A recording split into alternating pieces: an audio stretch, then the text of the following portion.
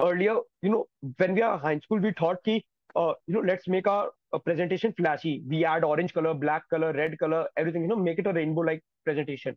But after participating in competitions and, not placing, but rather seeing the presentation of the winning teams, I got to understand that, let's have a plain white presentation, have a particular theme, and use only fixed 2 or 3 colors.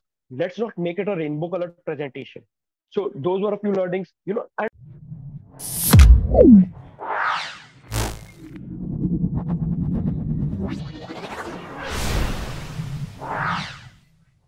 क्या आप भी case competitions में जीतना चाहते हैं या फिर आप फाइनेंस और कंसल्टिंग में करियर बनाना चाहते हैं? Stay tuned for today's session. Hello folks, welcome to the series named The Placement Guide, where we help students to know about different career opportunities. Today we have a very special guest amongst us whose name is Vedant Somani. Vedant has cleared FRM Part 1 recently with top quartiles in all 4 subjects and is a second-year student at Xavier's College, Kolkata. He has also secured podium positions in at least 25 plus national level case competitions conducted by top colleges like SRCC, Hansraj, IIM Calcutta, St. Stephen's, etc. He is also an active content creator over LinkedIn related to finance, stock market, etc. That's an amazing journey, Vedant. Thank you so much for accepting our invitation and coming up to the show. thank you for having me here. So before we proceed, do like and share this video. Also, don't forget to subscribe the channel for more such videos. Let's deep dive into your journey, Vedant. Yeah, sure. So how did you develop your interest towards finance and consulting from the high school itself? Okay, so in high school, people often ask, what do you want to do ahead in life? So my goal was clear. I do not want to do CA. So after that, I thought, yeah, let's do MBA. MBA kar lete, because that was the trending term that time. And that time we did not know much about what MBA is or what all those about. So I did a random Google search, ki what kind of MBAs are there, and I found that MBA in finance has a very good placement. So I saw a few placement reports of top IIMs, Ahmedabad, Bangalore, Calcutta, and the placement numbers were very high for finance. So now after that, I made up my mind, chalo finance hi karenge. So that was just a layman idea ki I want to do finance mein MBA. So after that, when I entered into my class 10, I think the lockdown started, and my sister used to trade in the stock market.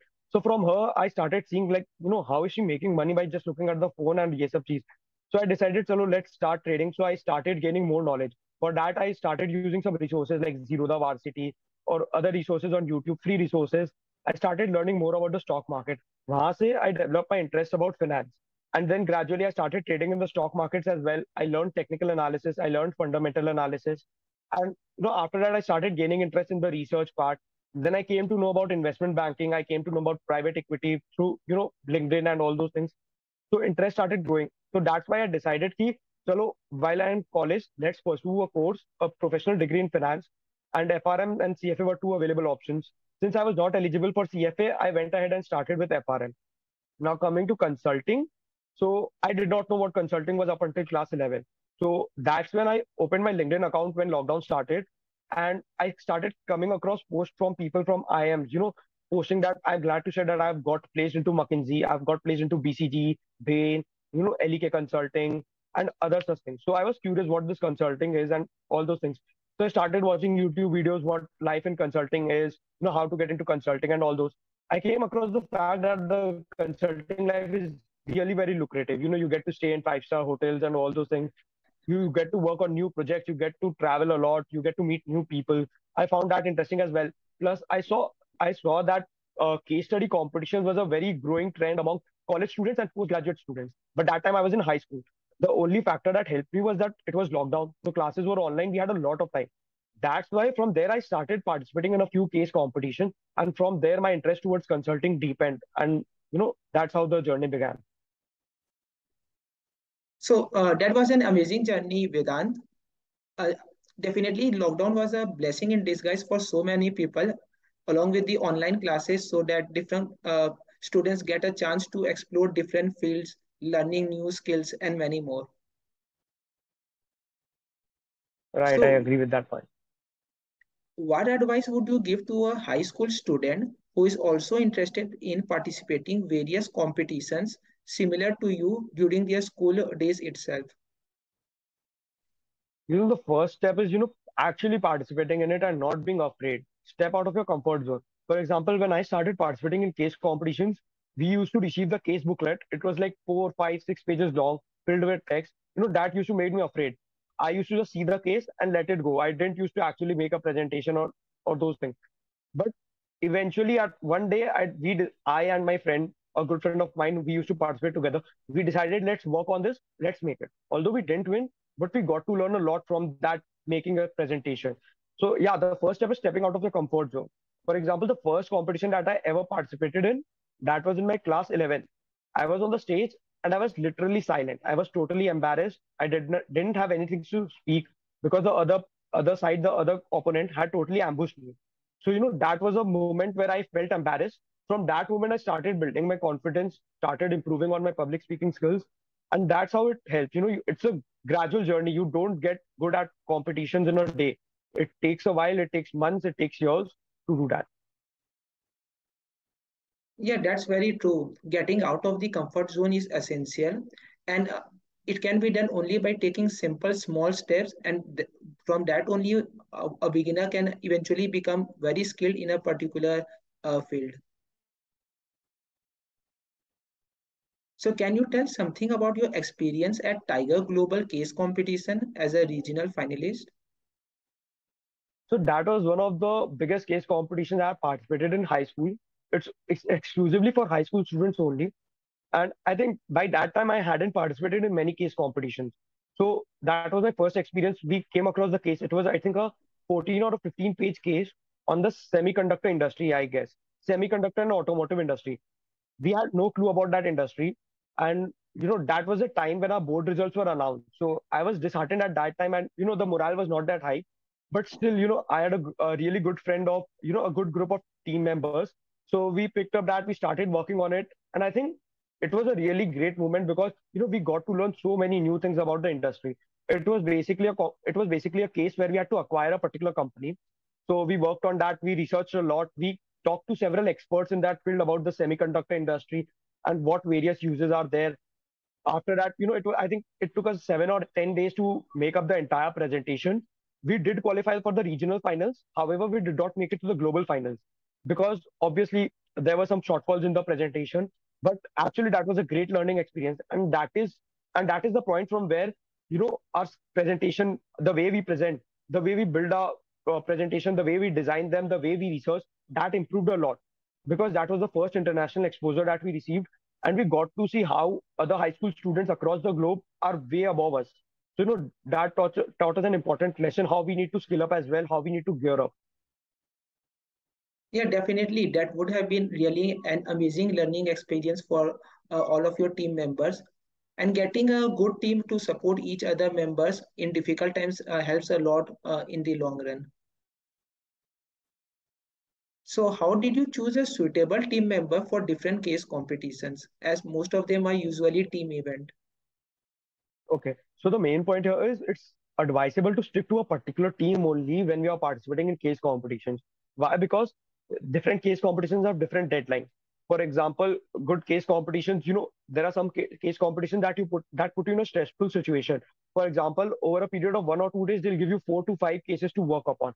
So at that time, what's important is how good coordination there is, how good communication there is between the team members. So if you're able to make a good team in the initial stages, that goes a long way. So how I made my team.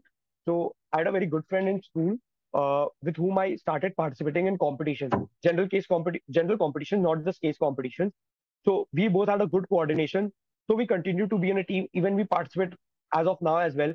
But it's very important when you are participating as a team that everyone must bring something to the table that adds value.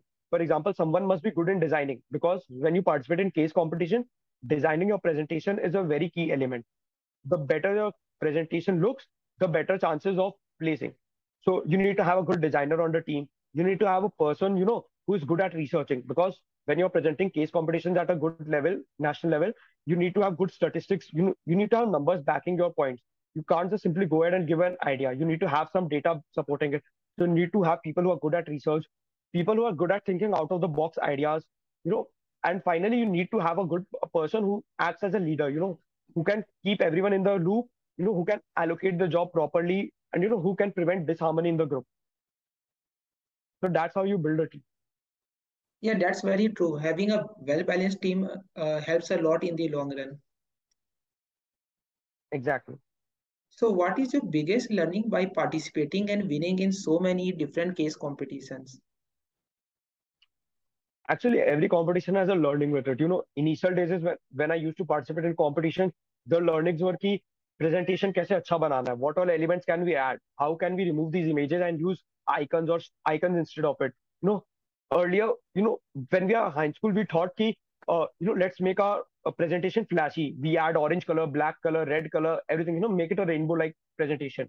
But after participating in competitions and not placing, but rather seeing the presentation of the winning teams, I got to understand that, let's have a plain white presentation, have a particular theme, and use only fixed two or three colors. Let's not make it a rainbow colored presentation. So those were a few learnings, and at every stage you keep on learning something or the else. I participated in a competition where all other students were IIM students.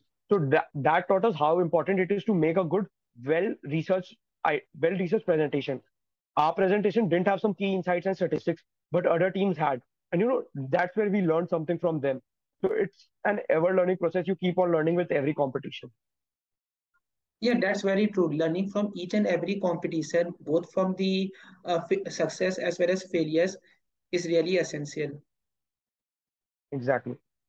So, how are finance, economics, and consulting competitions differ from each other in terms of the specific skills required?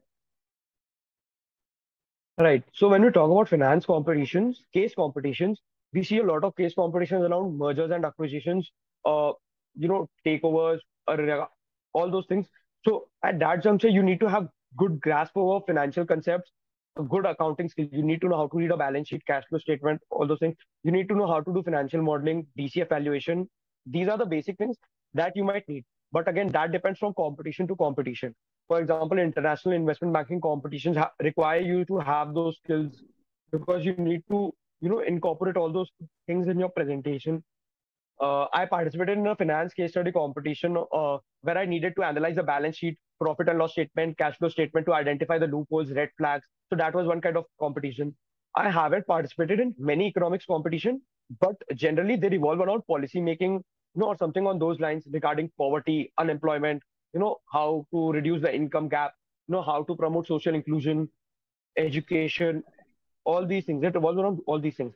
Coming to consulting case competition, I think consulting encompasses all those various, all the various subsets because all come under that. Consulting is broad. I think it covers everything, marketing, HR. So case competitions can be from any domain. So that depends on domain to domain. But like I said, for economics, you need to have a basic grasp about policy making rules, about basic stats such as employment, what affects employment, basic economic concepts like inflation, demand pull inflation, cost pull inflation, the basic economic concepts. Coming to finance, you need to know the basic skills, the basic concepts, accounting concepts, modeling, valuations. These are just the cream of the layer. As you keep participating, you have to learn new things and new concepts. Yeah, that's very true. So, according to you, how can an absolute beginner can improve their case solving skills? Like I get this question a lot from my friends who haven't participated in case competition, and I keep telling them the same thing. You need to first participate. The first few competitions that we participated in, we didn't win any. We didn't even place. But what we did was we qualified for the finals. If not the finals, we qualified the first round. We received the case. What we used to do after that is we used to constantly track the updates regarding the competition, like who is winning and who is not winning, who is placing. After the results were announced, we used to contact the people who used to place and we would request them to share their presentation with us, or we would share our presentation with them and get their feedback. So like this you keep on learning, and from this you develop the skills, because there is no particular course that can teach you how to do case solve, how to win case competitions or how to excel at it. They can teach you the basic concepts like the Misi principle, Porter's five force, BCG matrix, or they can explain you how to solve guesstimates, but they cannot tell you how to go by an approach, because every case study is a different thing. You have to take a different approach. So, It's a learning process. Like I mentioned earlier, you have to participate. You have to ask the winners for the presentation, see what they have done differently, what their approach was, get their feedback on your presentations. That is how you gain the experience. Yeah, that's really an helpful advice. Learning from the feedback and interacting with other people's presentation is a very good way to learn. And also, like we can say, अगर किसी को swimming सीखना है तो swimming के बारे में course करने से नहीं सीख सकते, उसके लिए जाके पूल में जाके स्विमिंग करना स्टार्ट करना होगा। कई बार खराब से भी होगा, पर उसके बाद ही धीरे धीरे ही कोई इम्प्रूव कर सकता है। Exactly. Like I mentioned, the courses can teach you the basics. They can give you an idea. They can give you a roadmap. But end of the day, you have to take the step. You have to participate in competitions to improve your skills. So, have you ever felt demotivated while starting when competing with more experienced teams from leading IIMs or from seniors of top colleges?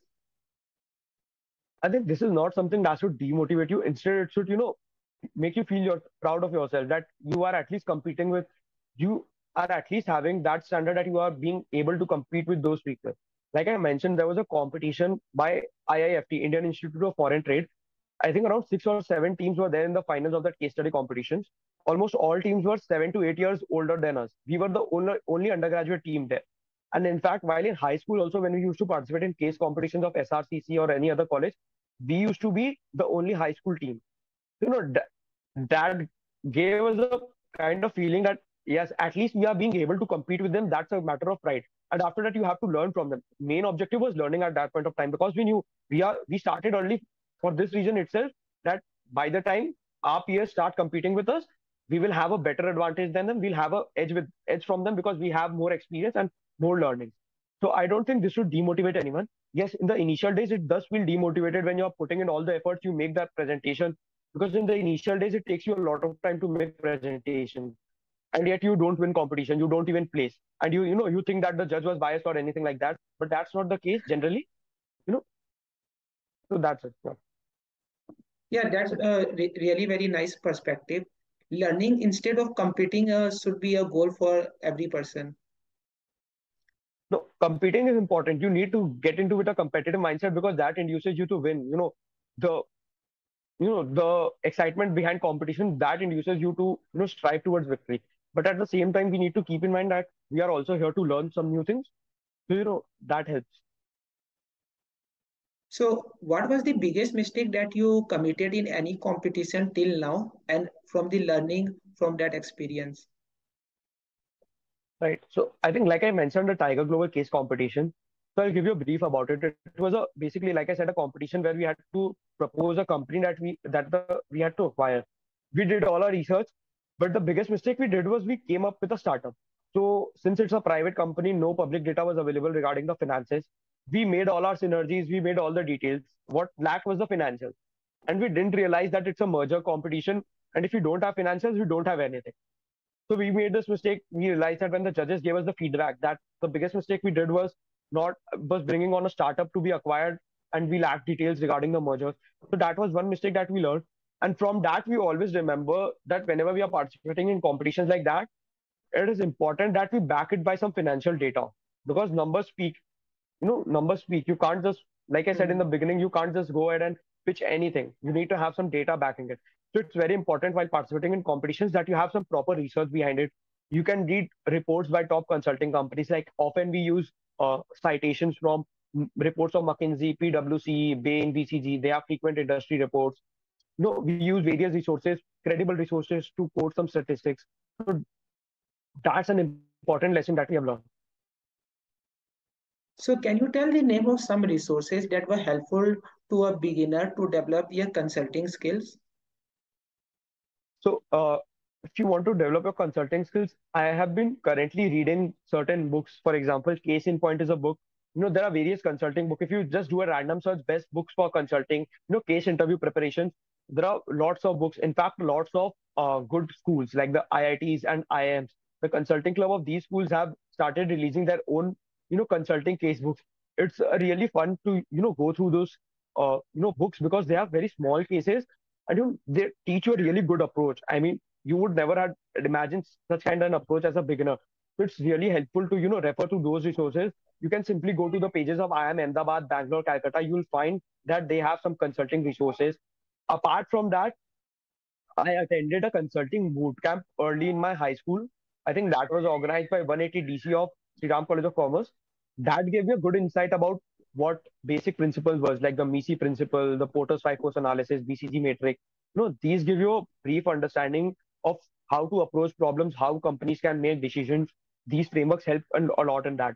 You know, that's the thing. Participate in competition, read books, case books. Like I mentioned, case books are very useful resources. Yeah, that's a very nice list of resources that you shared. It would be helpful to a lot of the students. So as you have cleared the FRM Part 1 with top quartile in all four subjects, what advice would you give to someone who is just starting their preparation for this exam? Right. So, like the first point is, uh, I know you can't be 100% sure that you want to do a particular thing, but just before you register for the examination, do start your preparation a bit early so that you get a good grasp over the concept. You understand whether it is your cup of tea or not. Because, like I mentioned, we are charged in US dollars. We are charged $450, $400 for registration and $600 for the part one examination. That's $1,000.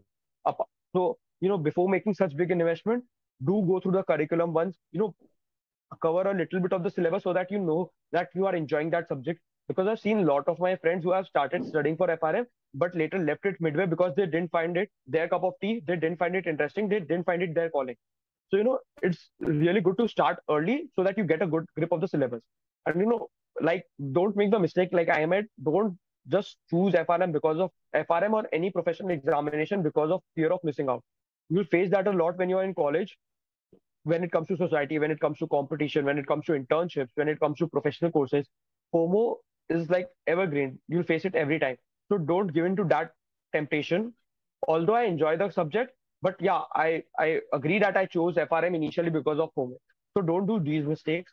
And yeah, it's a great course. I have been learning a lot about finance from FRM curriculum, and I'm really grateful for that. Yeah, that's really very nice approach. Instead of first registering and then starting the preparation, one should first start preparation by getting a brief idea and then only register so that they won't waste their time as well as the money. Also, avoiding Exactly. FOMO in the college is really very important because we see a lot of times our peers or our seniors are doing something like, for example, CA or FRM or anything, and we just start doing that even if we don't have any interest in that space. Right, right. Actually, you can't eliminate FOMO at all. Like totally, you can't eliminate it. You just have to deal with it. You need to know how to suppress it at the right time and how to let it come at the point. Because FOMO sometimes helps as well. If you are just being lazy, you are just slogging around at your home. It's good that you see other people doing internship or other people doing some courses. That induces you to get up, do some online courses or join an internship. That helps, but don't let it overpower your brain, overpower your what you have decided your goal. Yeah, completely agree. Keeping a healthy balance of different things is really essential. So, as both of us have good interest in equity markets, so what is your biggest learning from it till now? So one of the learnings has been like like I said I started trading earlier, like before the little bit before the lockdown started. I started with trading. I learned technical analysis, I learned fundamental analysis. So that's one very important lesson. Do not enter without getting a good grasp over concepts, because otherwise you'll end up losing money, and that's no good. Another a very important lesson is, I heard one of my teachers saying that you are either a full-time trader or you are a gambler. So a lot of young students, like even me, we are attracted to trading because it's short-term money. But you'll make money for 364 days in a year, and the 365th day you'll lose the money that wipe out your entire gains. So if you want to become a full-time trader, make sure you are putting that much of time and efforts. It's not that you are just opening the markets once or twice in a day, 1 or 2 hours, and you are following some Telegram channels tips and you are buying and selling stocks. That won't help in the long run. That won't be sustainable. You might make profit for 1 year, but eventually you'll start losing. Like a lot of people made profits for the beginning of 2020, from March 2020's fall up till 2021 end. They were making a lot of money because the markets were going up and up. But as soon as the FIIs started dumping their money, markets have been falling since then. And now a lot of people are losing money. They are making and putting memes on stock market on Instagram, LinkedIn, and all those things. But end of the day, you have lost money, right? So if you want to become a trader, dedicate that time. Make sure you're just putting your efforts towards being a trader. Otherwise, if you want to be an investor, focus on fundamental research, understand businesses, because it's quite interesting when you start reading annual reports. I've read not many, but 2 or 3 annual reports, and I find it very interesting seeing how the company's management thinks about the future. In fact, I've heard 1 or 2 con calls as well. So it's very interesting. So if you want to enter that field, prepare accordingly. Otherwise, if you just want to be a passive investor, invest in mutual funds. Like right now, I have stopped trading, almost negligible. I do negligible trading. I just investment my stocks. I've invested in some mutual funds or Nifty Bs, the index investing. Do that and let your money compound. Don't interfere and don't poke your fingers. Yeah, completely agree with these learnings. Like one can be either a full-time trader or a gambler if one is doing trading. And coming into the stock market with proper analysis and understanding is really very important.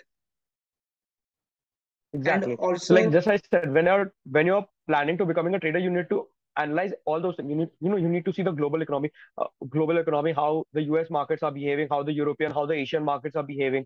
How you can't just look at the Nifty chart and determine everything. You have to look at option data as well, how the call and put options are behaving, what is the open interest. So all those things come into the play. So you need to analyze all these things if you need to become a trader. Otherwise, you are simply gambling, and one day you'll realize that. yeah, that's very true. Like many people earned a very good amount of money in last 1.5 years, but most of them have lost far more money in within last 6 months itself because they were not knowing what they were doing at that time. Exactly. So, any last message that you would like to give to all our viewers who wanted to make a career in either finance or consulting roles? Look, like you mentioned, I am a second year student, and I barely have any idea about what it is in a finance or consulting role. And even if I speak something, I am not the correct person to speak anything. I would just be blabbering stuff. What I can give my piece of advice to the younger people, that don't refrain from experimenting. You can just try out new things, start reading articles. If not books, it's not feasible for everyone to read books. For example, me, I can't just keep on reading books. Sometimes I get bored, and it takes me months to complete one single book. And I find that okay, it's fine if you can't read a particular book, but just keep on learning. For example, if you are reading any article, you will definitely come across new terms. So start reading about it. Just randomly search it on Google. If it's a finance term, you'll definitely find an article on it from Investopedia or Corporate Finance Institute, or Wall Street Mojo. These are reliable platforms. Read about them, browse through random YouTube videos, reliable sources, of course. You get to learn a lot, and don't blindly follow any kind of influencers and all. I used to follow a lot of influencers earlier, on Instagram and all, but right now I have unfollowed all of them because they promote a lot of stuff that's simply crazy. They tell you to, prefer credit schemes, buy now, pay later, and all those things. They don't tell you what kind of debt trap is that. They do so because they are, obviously they are sponsored posts, so they'll do that. It's not their fault, it's our fault. We are blindly following them. So don't fall into that trap. And yeah, just simply try exploring new things. Although even if you think that it's, you know उससे क्या ही सीख लेंगे, मतलब ये मेरे line से है नहीं, still try, give it a shot. You know who knows, you might find an interest in that. For example, I started learning designing on Canva. I don't have any relation whatsoever with Canva or anything like that designing, but I still randomly started learning because I was free and I wanted to learn something new. I started doing that. Just कभी कभी बीच बीच में deviate from the path, do some new things. That's it. Yeah, that's very nicely said. One should not depend upon influencers and other people to do our analysis and just keep doing following what they are saying. And also, like having good curiosity as well as the experimenting different things is really essential for the growth of any person. And I think one point I forgot to mention was make a LinkedIn account. You know, Instagram, Snapchat are all literally no use at this stage. Rather, make a LinkedIn account, start following good people. There are a lot of reliable people on LinkedIn promoting good financial content or any content at all, consulting content. Start connecting with new people and start posting as well. because that helps build a good reputation about yourself. That helps a lot later on when you are looking for any kind of help, any kind of guidance. And additionally, LinkedIn is a great platform for mentoring. Like right from my high school, I used to contact seniors from good colleges regarding career options, regarding you know various suggestions. Even today I contact them for placement purposes. What's the procedure, what all skills can I develop to get placed in the company. So these all really help a lot. So make a LinkedIn account first.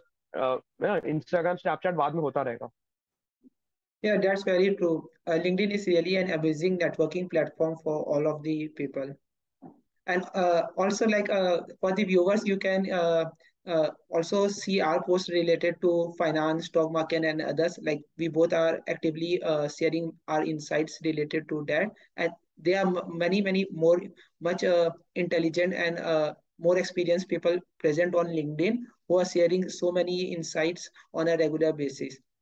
Thank you so much, Vedant, for taking out your time to share your learnings and experiences. It would be really helpful to a lot of the students. Thank you. It was my pleasure being here. Thank you for inviting.